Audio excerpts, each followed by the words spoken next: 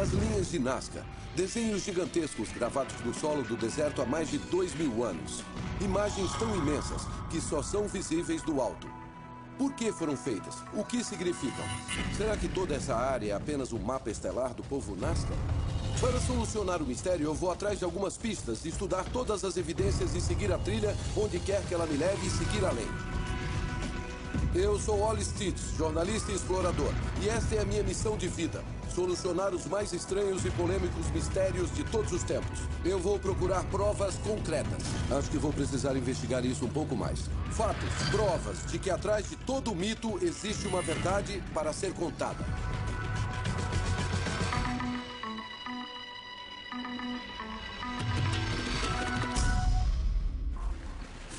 Para mim, o mistério das linhas de Nazca não começa na América do Sul, mas no sul da Inglaterra, num dos marcos mais estranhos do meu país. Ele tem quase 3.000 anos de idade, mas ninguém sabe quem o fez nem por quê. Do chão, parece uma trilha no mato. Mas visto do alto, é um gigantesco cavalo branco. Os peritos o chamam de geoglifo. Os geoglifos são desenhos enormes e elaborados, gravados na terra por antigas civilizações. Mas eles são bem diferentes dos outros monumentos arqueológicos que costumam dominar o horizonte, como as pirâmides do Egito ou até o Stonehenge, aqui na Grã-Bretanha. Ou talvez o Coliseu, em Roma. Os geoglifos são diferentes porque são planos. Vistos do chão, eles normalmente parecem apenas um monte de riscos desconexos. Mas é nisso que está o grande mistério. Por que alguém, em seu juízo perfeito, iria querer fazer desenhos gigantescos que não conseguiria ver? Para responder essa pergunta, eu estou indo para a América do Sul, ao deserto que já abrigou uma misteriosa civilização chamada Nazca. Um povo que, há 1.200 anos, desapareceu da história. Estou aqui no sul do Peru, no remoto deserto de Nazca, e esta é uma linha de Nazca que forma uma baleia gigante. Daqui, talvez não pareça grande coisa, porque para conseguir ver as linhas de Nazca é preciso ter uma perspectiva completamente diferente. Do alto você consegue ver que as linhas de Nazca são geoglifos imensos, os maiores que existem. Mas por que eles estão aqui no meio de um vasto deserto vazio? E não é que as linhas de Nazca sejam difíceis de se enxergar do chão, elas são praticamente invisíveis. Foi só quando os pilotos de aviões começaram a sobrevoar esta região do Peru que alguém começou a perceber que elas existiam.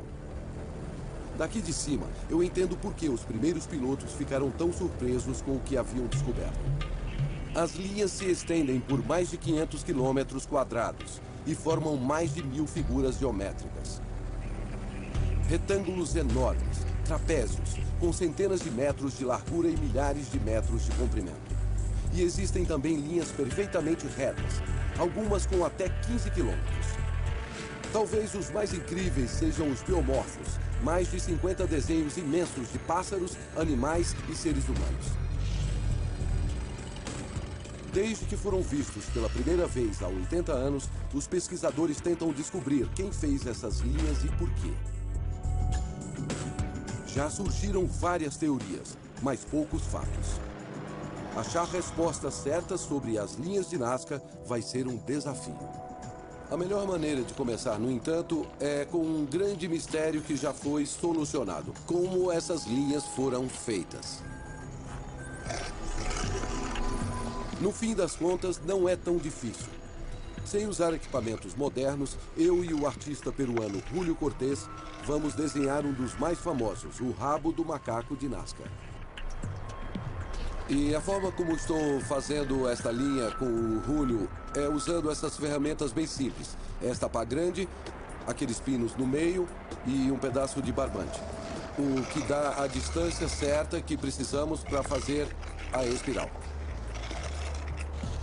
Durante anos, ninguém sabia dizer como criar um desenho tão grande e com tanta precisão sem conseguir ver o formato inteiro. Uau! Mas nos anos 80, um grupo de pesquisadores mostrou como poderia ser feito. E não era só com espirais que dava certo. Com métodos simples de topografia, como barbantes amarrados e pêndulos de prumo, o povo Nazca conseguiu fazer ângulos retos e desenhos complexos. Depois de marcar o desenho, era só uma questão de remover uma camada de pedras. Blanco. Blanco? Blanco, silicato, sílice. Ele está me explicando como essa obra de arte é feita. É muito simples, é uma questão de contraste, porque a camada superficial é preta pelo ferro oxidado, fragmentos de rocha vulcânica. E quando você raspa, fica essa cor linda e bem clarinha. É quase branco. E é esse contraste que cria esses desenhos, essas linhas, esses biomorfos. É deslumbrante. Bom, um dos grandes mistérios é como essas linhas delicadas conseguiram sobreviver mais ou menos intactas. E isso se deve ao clima daqui. Só chove 15 minutos por ano por aqui. E o vento aqui é tão suave que ele não joga poeira em cima das linhas e elas não são cobertas. E também não houve muita atividade humana nessas linhas. Não havia nenhum motivo para as pessoas virem para cá depois que os Nazca se foram. E por isso essas linhas sobreviveram. Estamos quase terminando aqui. Então vou pôr meu sapato. Vou tentar subir um pouco para ter noção do que criamos aqui.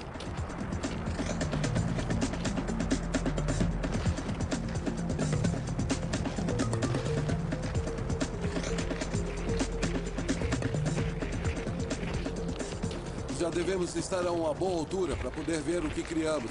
Olhou! É lindo. Essa é a mais nova linha de Nazca. Desenhar o rabo do macaco não foi tão difícil. Mas o chato é que isso não explica por que o povo Nazca desenhou isso para começar. E nem se foram eles mesmos. Nesses anos todos, 3 teorias básicas tentaram explicar o que aconteceu aqui. A primeira é chamada de teoria astronômica, uma teoria popularizada por uma matemática alemã, Maria Reich. Maria Reich acreditava que algumas linhas de Nazca se alinhavam com os principais fenômenos celestiais, como o surgimento de certas estrelas e planetas.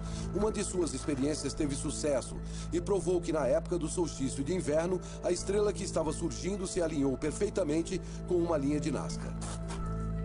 Reich também dizia que os biomorfos, como a aranha e o macaco, representavam constelações específicas no céu noturno. Será que Maria Reich estava certa? Será que toda essa área é apenas um grande mapa estelar do povo Nazca? Hoje eu vou colocar a teoria dela à prova.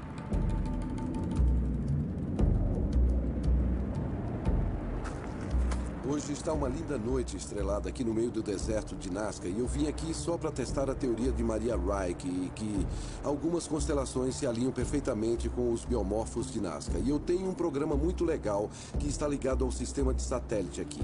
E se eu programar minha longitude e latitude, ele me dá um panorama exato do céu agora.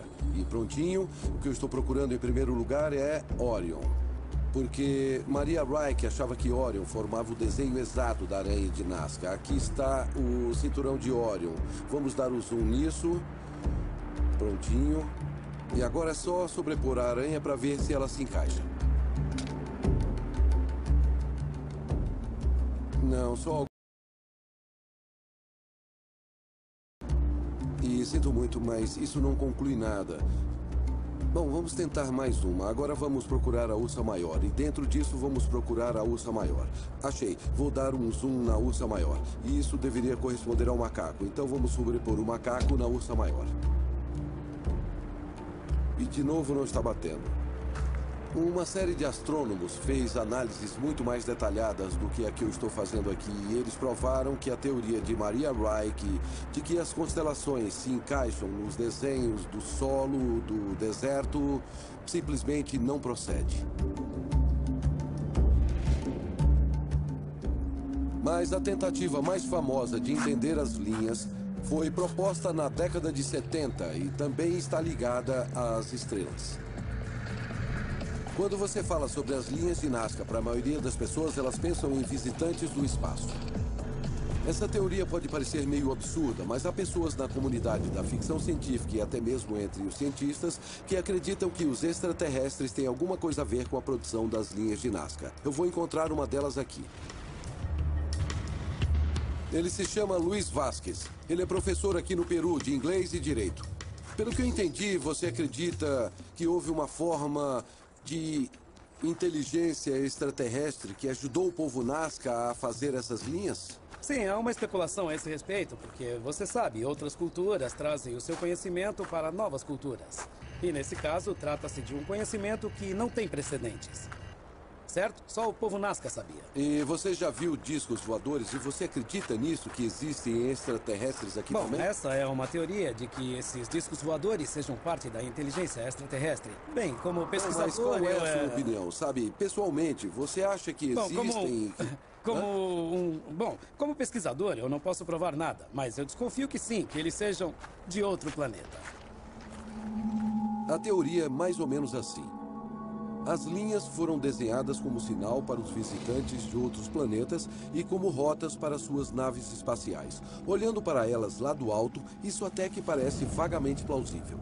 Embora seja divertido pensar que os alienígenas têm alguma coisa a ver com as linhas de Nazca, e essa é a teoria mais famosa, eu não posso provar que o Coelhinho da Páscoa ou o Papai Noel não existam. O povo de Nazca não poderia ter feito isso sozinho? Eles eram o quê? Burros? Não, o povo Nazca fez. Eles fizeram as linhas? Sim, existem provas disso. Bem, não há provas de que os extraterrestres tenham feito. E não há provas de que os extraterrestres tenham orientado o traçado das linhas. Entendi. Então, o povo Nazca fez, mas o conhecimento, isso eu acho, não era da Terra, porque nós não temos esse processo histórico. Esse é um conhecimento de fora. Então, se você quiser achar que foram os alienígenas, mas a verdade é que eles eram... Bem, eles eram... Bom, Foi um conhecimento de fora. Foi um conhecimento de fora. Então você acha que o povo Nazca não tinha capacidade nem inteligência para conseguir fazer isso sozinho?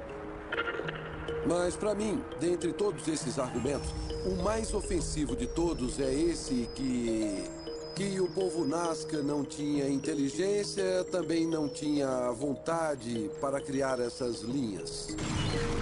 Eu não engulo isso. Mas até agora já passei tempo demais pensando em quem não fez as linhas de Nazca e pouco tempo pensando em quem as fez. É difícil. Estou no deserto do sul do Peru testando as teorias que tentam explicar o enigma das linhas de Nazca. Já verifiquei a teoria astronômica que diz que as linhas são um mapa estelar. Mas a teoria não bateu com os fatos. Também considerei a teoria dos alienígenas que diz que o povo Nazca seguiu as instruções de extraterrestres. Mas agora é hora de voltar com firmeza para a Terra. Eu quero descobrir se esse é o homem que decifrou o código Nazca. Ele se chama David Johnson e é um radiestesista, uma pessoa que afirma que pode achar água usando uma varinha. Essas linhas são muito especiais porque elas apontam para a direção de onde vem a água. Johnson acredita que quando o povo do deserto de Nazca encontrava uma fonte de água subterrânea, eles marcavam o lugar com uma enorme figura geométrica. As linhas, segundo Johnson, foram feitas para as futuras gerações do povo Nazca e serviriam como um mapa indicativo das fontes de água. Essa teoria pode não ser tão dramática quanto a das naves espaciais e mapas estelares, mas ao menos parece verossímil. Eu inspecionei essa região e minhas varinhas sempre se cruzam neste ponto. Isso mostra uma forte fonte de água. É bem simples de Será usar. que a ideia de Johnson procede ou é só um truque? Bom, para testar a base da teoria de Johnson, eu encontrei esses dois sujeitos animados. Esse é o Sr. Willie, ele é um radiestesista de verdade. Ele ganha vida como radiestesista. Bom, o Sr. Willie, tem muita gente que acha que isso é uma superstição boba, então vamos pôr sua teoria à prova. Prove para mim que isso funciona. Eu sei que tem água entre esses dois aquíferos, esses dois buracos, marcados por essas duas linhas brancas. E você vai passar por aí e me mostrar onde tem água. Vamos lá. Espera, não. Vamos deixar isso interessante. Vamos. Primeiro eu... Se o Sr. Willie localizar a fonte de água estando vendado, com certeza isso dará uma certa credibilidade à teoria de David Johnson. Muito bem, você precisa andar para cá. Sim. É. Continua gravando, não é?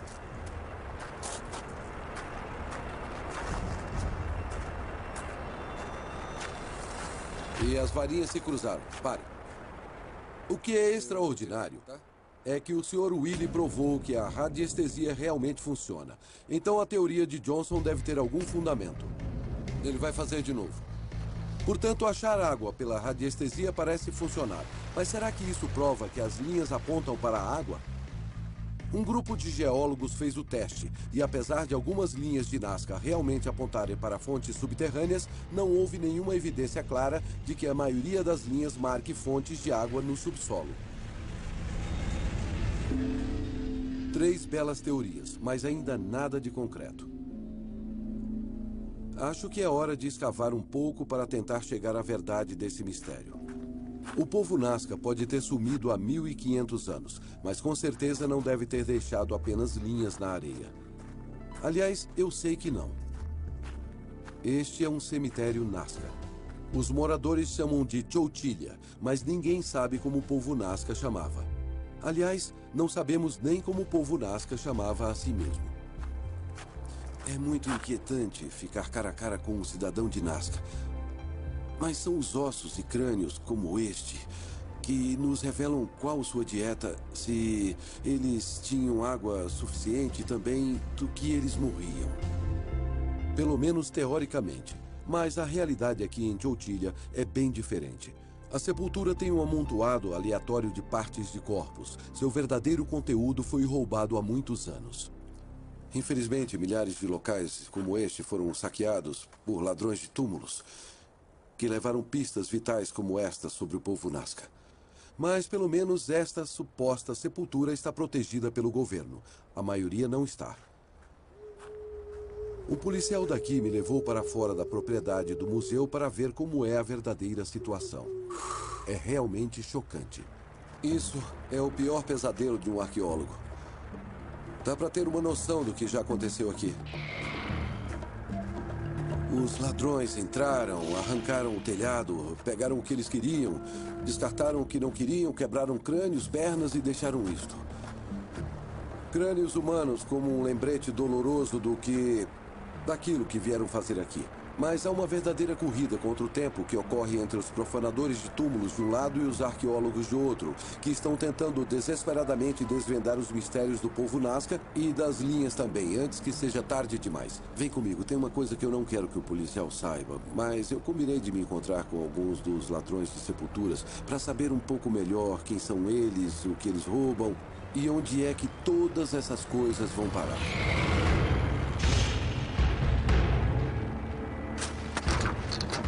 Meus contatos no Peru convenceram 2 ladrões de sepulturas a gravar uma entrevista comigo. Vamos nos encontrar num lugar afastado do deserto. Não faço a menor ideia de como vai ser entrevistar 2 ladrões de sepultura de verdade. Mas estou prestes a descobrir.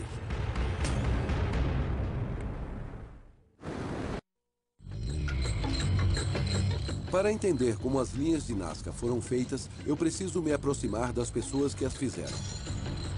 Mas isso não é fácil, porque a última morreu há mais de 1200 anos. A evidência de que eu preciso é do mesmo tipo que os arqueólogos precisam, mas a oferta é muito pouca e está ficando cada dia menor. Os culpados são os ladrões de sepulturas, traficantes de ossos e artefatos antigos. Eu combinei de me encontrar com 2 veteranos deste comércio terrível. Tudo bem? Eu estava esperando criminosos sinistros e mal encarados, mas não. Entrei num carro com 2 agricultores de meia-idade, marido e mulher. E isso é um trabalho para vocês? É assim que vocês ganham a vida? Sí, esto, como le repito, esto solamente lo hacemos en tiempo de Semana Santa. Y aprovechamos en momento que hay luna llena para poder ver y poder trabajar. Y esta clase de cine lo hacemos a que no sepa ningún otro día, ¿no es cierto? Y esto lo Mas vendemos. se eles pareciam ladrões de sepulturas a princípio, as dúvidas que eu tinha logo sumiram. Ali estavam as provas do crime, relíquias roubadas recentemente de uma sepultura Nazca. Esta es una momia. Posso pegar? Una momia. Ah, meu Deus. Olha só isso. Está encontrada en la arena. Aham. Una momia. Essa é uma das coisas que ela disse que encontrou em uma das sepulturas. É uma cabeça mumificada. Ainda dá para ver os ossos dos maxilares, os dentes, obviamente o formato da cabeça e os cabelos também. E olha, é incrivelmente delicado. Isso é pelas condições do deserto. Se uma pessoa for enterrada aqui, fica naturalmente mumificada. Só que é meio sinistro, não é?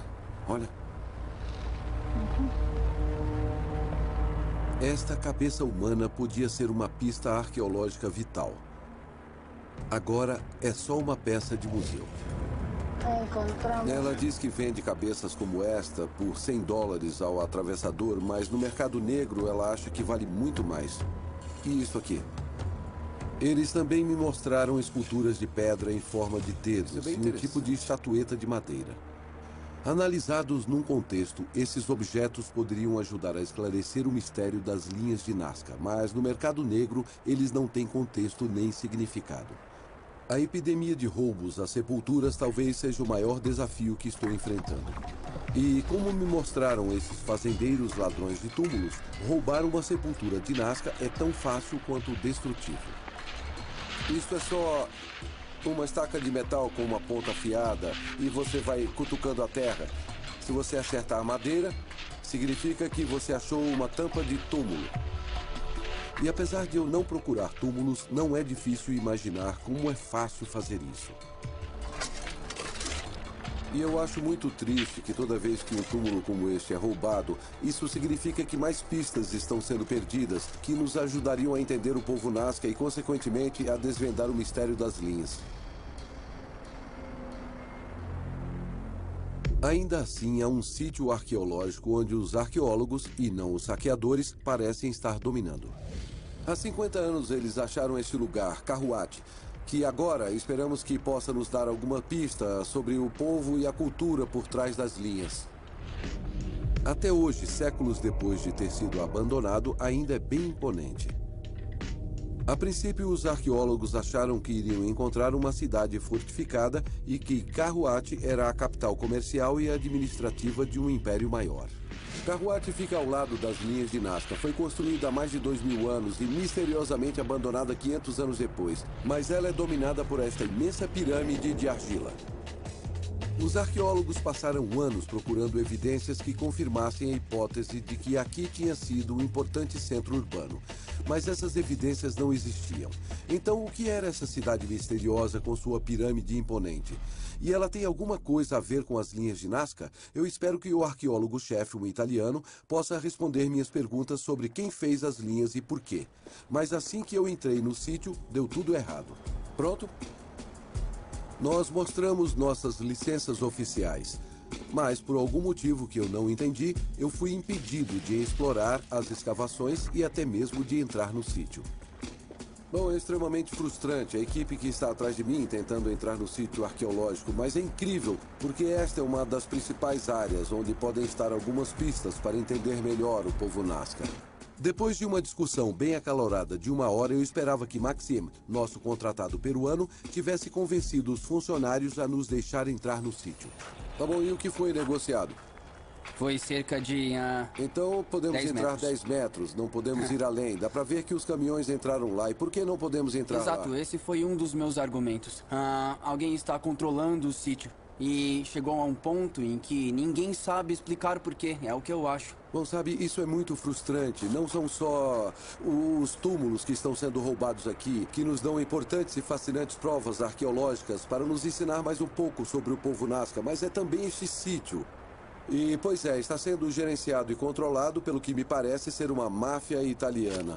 Alguns arqueólogos que simplesmente não deixam ninguém entrar. E isso é frustrante para nós, mas também para a comunidade arqueológica. O resultado final? Eu e a minha equipe somos relegados a uma olhadinha de turista bem longe da pirâmide principal. Mas felizmente eu tinha um plano B. A equipe escavando o sítio arqueológico pode ter me desprezado, mas Kevin Vaughan, arqueólogo norte-americano e perito em Nazca, fica feliz em conversar. E tem mais, ele está disposto a me passar as informações da última pesquisa que saiu de Carruat.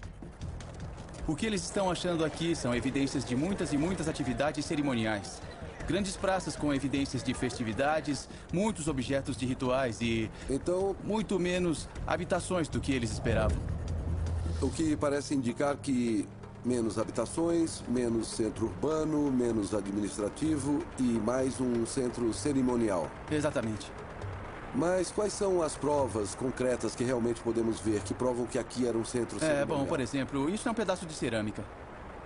As cores estão incrivelmente vibrantes para algo que tem... Que idade? Cerca de 1.700 anos, eu acredito. 1.700 anos de idade. E olha só a qualidade disso. Então, como arqueólogo, o que isso realmente nos diz? Bom, pelo que vimos, esse tipo de cerâmica é encontrada em todo o sítio.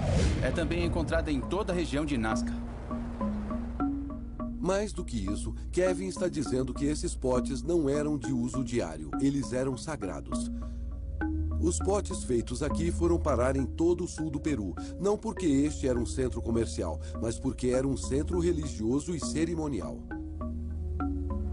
Então, para alguém de Nazca que viesse da região dos Andes para este lugar sagrado e pegasse um pote, como seria isso para essa pessoa? Sabe, eu acho que devia ser como um peregrino indo ao Vaticano e pegando um objeto sagrado e levando para casa.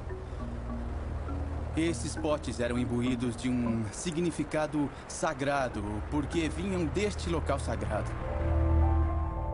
Há também evidências de algo ainda mais significativo, de que as pessoas que fizeram esses potes também fizeram as linhas. O famoso macaco de Nazca não podia ser visto do solo. Mesmo assim, um antigo artista Nazca conseguiu pintá-lo num pote. É uma pista forte, mas para entender seu significado por completo, preciso fazer uma viagem ao lado escuro e visitar um verdadeiro templo da perdição. As linhas de Nazca são um dos mistérios mais antigos da Terra. Quem as fez? Como foram feitas e por quê? Achar as respostas não tem sido fácil. Eu analisei ideias malucas, confrontei 2 ladrões de túmulos e ladrões profissionais de múmias e fui proibido de entrar num dos sítios arqueológicos mais importantes do Peru. Ainda assim, estou convencido de que há outro jeito de entrar na cabeça do antigo povo Nazca para entender como eles pensavam.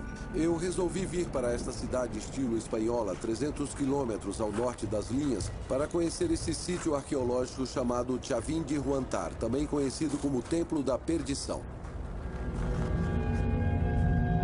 Estas são as ruínas de Chavín de Huántar. Como a cidade Nazca de Carhuache, Chavín era um grande centro cerimonial. Pode não parecer grande coisa hoje, mas há 2.500 anos pode ter sido aqui que a história das linhas de Nazca realmente começou.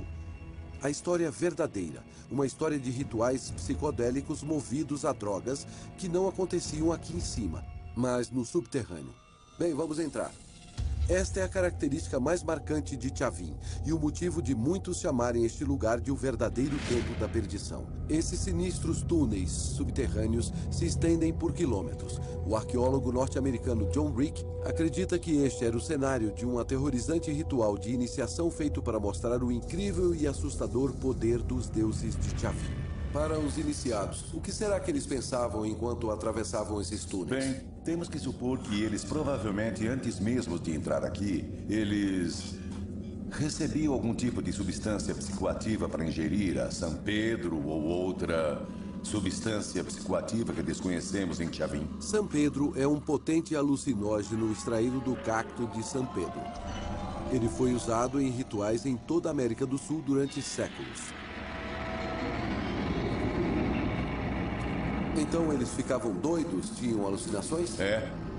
A desorientação parece ser uma das principais palavras para a experiência. E o terror também. O que passava pela cabeça das pessoas que atravessavam esses túneis? Elas provavelmente ficavam no escuro durante várias horas, esperando acontecer alguma coisa. E de repente você tem uma imagem cauterizada no cérebro. Surgindo do nada, aparentemente, esse incrível ídolo de pedra. É a imagem de Lanzon, o principal deus Chavín. E, como você pode ver, é uma figura transformada. Um humano com presas, com cabelo de cobras, como já vimos antes, com unhas compridas, parecendo garras. Um indivíduo totalmente transformado.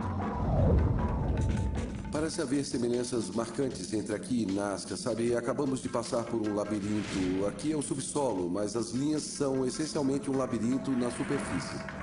De volta ao centro do templo, com minha mente ainda cheia de imagens do labirinto subterrâneo, John me diz que a cidade Nazca de Carhuache tem muito em comum com Chavín. Carhuache era um centro cerimonial aberto onde as pessoas vinham dos vales vizinhos para adorar? Exatamente. Em peregrinação, podemos dizer Em isso? peregrinação, no sentido de alguém que vem a um centro como convertido, como iniciado. Novamente a comparação.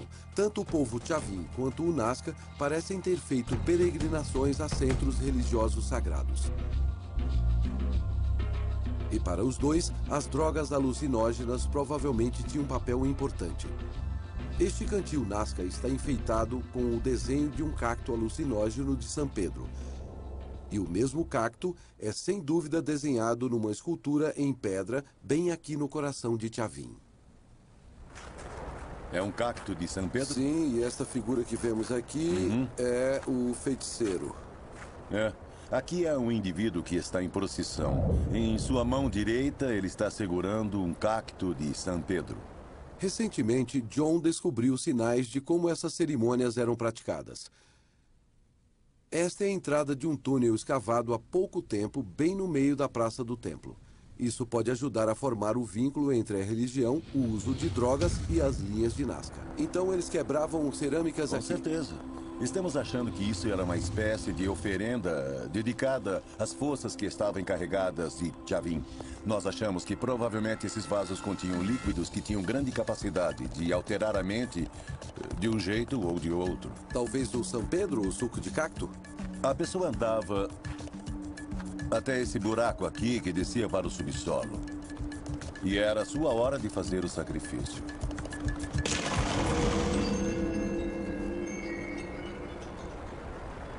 São Pedro dava combustível para as visões que eram necessárias para reforçar a experiência. Essas não eram exatamente drogas psicoativas para diversão. Já tomou alguma vez? Já tomei, sim. Foi? E não vomitei. Não vomitou? Esse foi meu erro. Por que, como cientista, você sentiu necessidade e vontade de tomar o São Pedro? Acho que se você não tiver pelo menos a perspectiva de como sua própria mente reage a uma dessas drogas, você fica sem saber o quanto as coisas podem parecer diferentes e de como você pode ser capaz de achar um ponto de vista bem diferente e aceitável em relação ao que você foi criar. Gostei da abordagem. É tão válida quanto qualquer outra abordagem científica. É. Nessa altura, tomar o São Pedro parece um plano tão bom quanto qualquer outro para desvendar esse antigo mistério.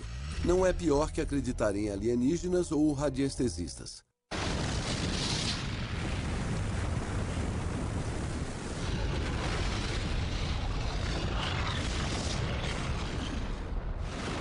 Europa, há 3 bilhões de anos.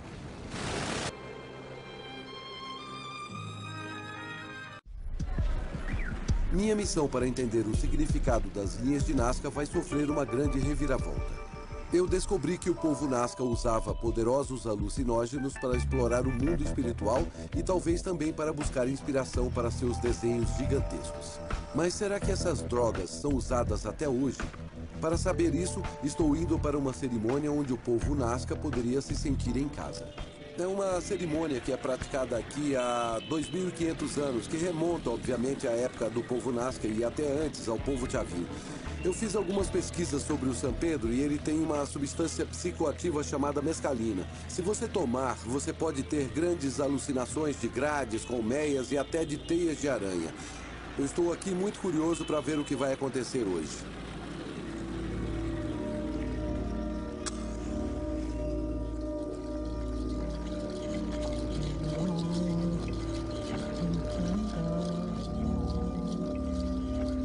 A cerimônia acontece à meia-noite, no deserto, perto de uma das linhas de Nazca. O meu contato aqui no Peru, o Maxim, combinou de se encontrar com um xamã, o Angel. O que você preparou para nós aqui? Ele me perguntou qual era meu objetivo, e isso é crucial quando você vai tomar drogas alucinógenas numa cerimônia xamânica. E a minha resposta foi simplesmente que eu queria saber mais sobre o povo Nazca. E ele trouxe com ele um pouco do São Pedro, que é feito do cacto.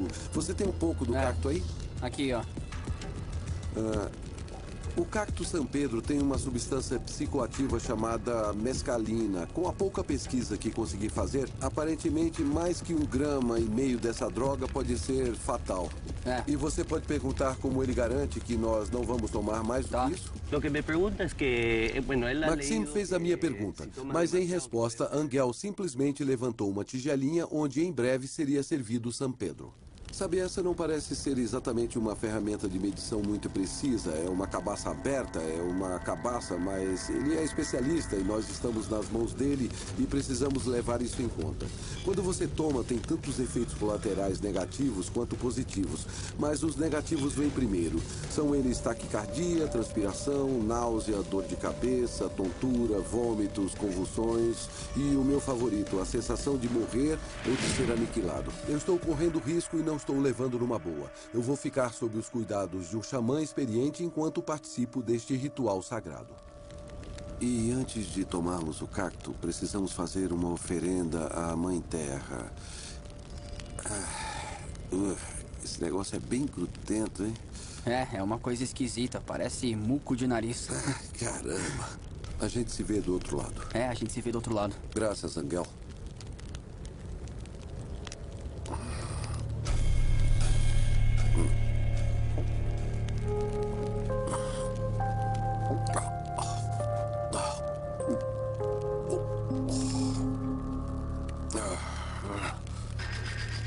Essa coisa realmente não é muito gostosa. Não.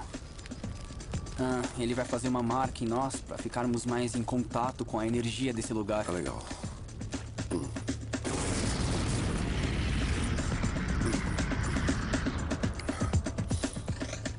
Não tem como não ver o lado meio engraçado disso. Um xamã andando, borrifando de um lado para o outro, álcool de cana com um ramo de gerânio. É uma coisa meio ridícula, mas é a viagem espiritual. Ou talvez eu já esteja em viagem espiritual, sei lá. Estou começando a me sentir mal. Meio esquisito.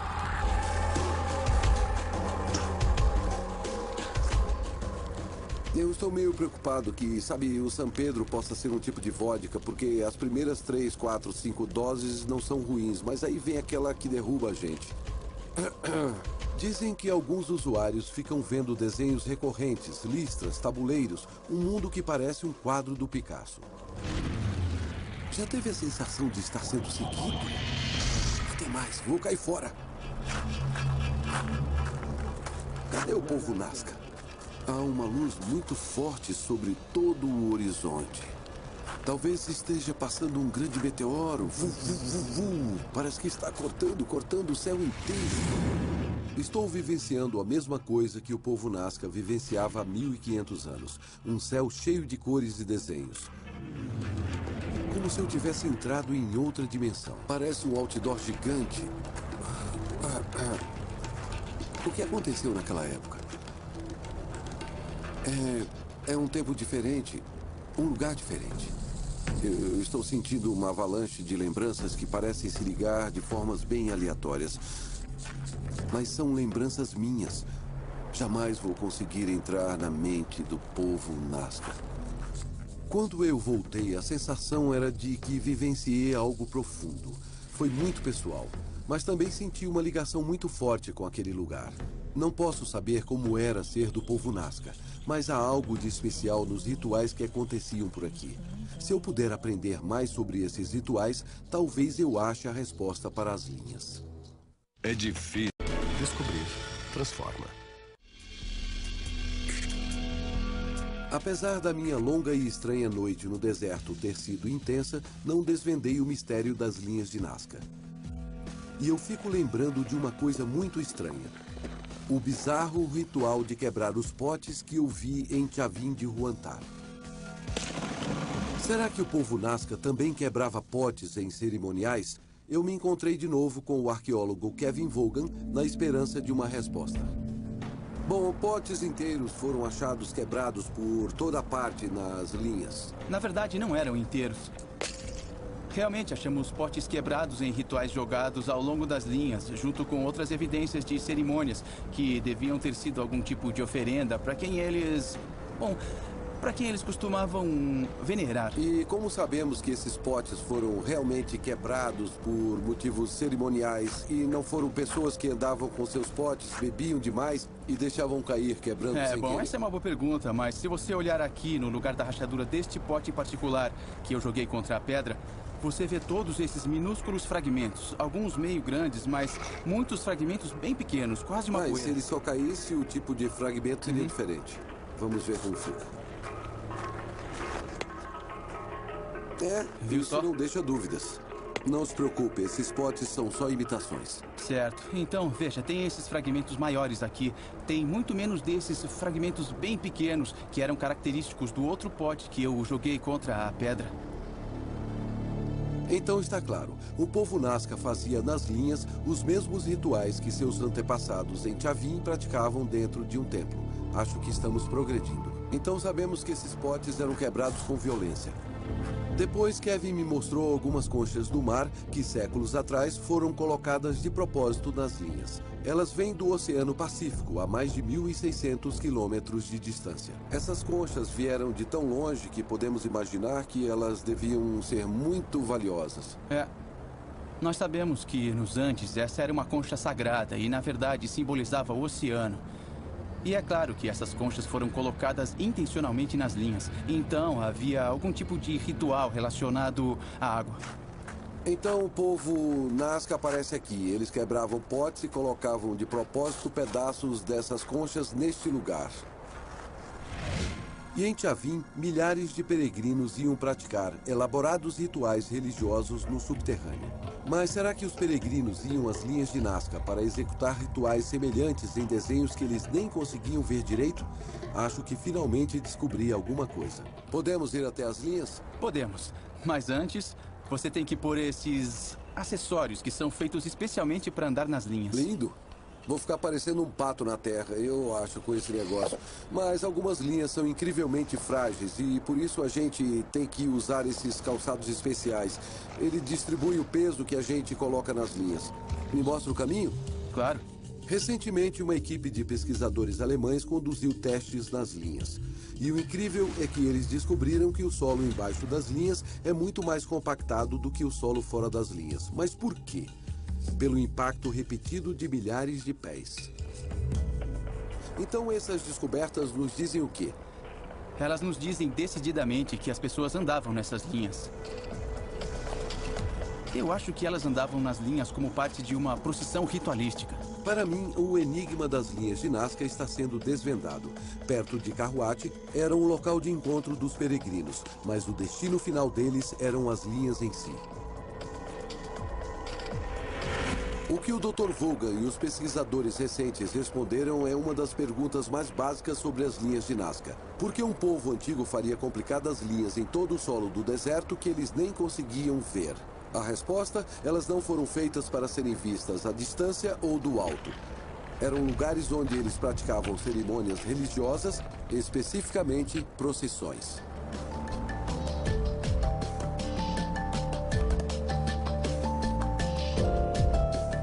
Hoje, as procissões ainda existem como parte dos ritos religiosos em muitos lugares. Seja em Meca, seja na Semana Santa em Roma, ou em muitos outros lugares ao redor do mundo, mas principalmente aqui no Peru. Elas são uma forma das comunidades expressarem suas crenças e ficarem em contato com o espírito divino que as une. Podemos saber muito pouco sobre as crenças religiosas do povo Nazca, mas sabemos que andar nessas linhas, nessas trilhas sagradas, era uma maneira do povo reafirmar essa crença junto.